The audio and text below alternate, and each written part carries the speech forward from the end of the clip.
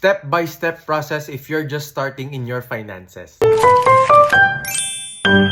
Number 1 is pay off debt. Kailangan gid guys baydan ang imong nga utang kung may ara ka pa utang. Budlay mag-build financially if you still have utang. So pag na-pay off na ang utang, the next thing that you should do is begin a saving habit. So you should save and do it habitually.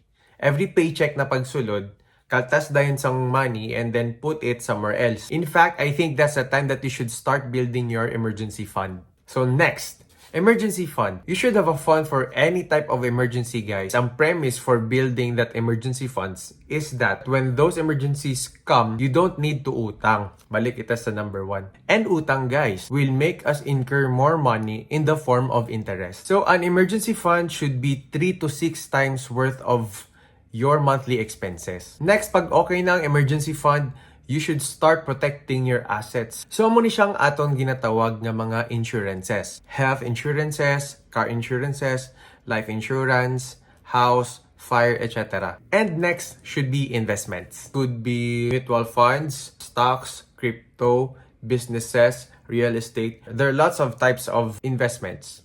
And I think depende na lang sa preference mo. And also your risk profile. Last but not the least, I think it should be included in the list, spend. Not just spend for mga electric bills bala or mga kung ano man ang bills. Spend for something that for you is very important. Spend on things that bring you value. Spend on the causes that you believe in. And for me, mas nagiging motivated kita to save and invest our money if we see our money go into the places nga gusto naton nga pakadtuan niya.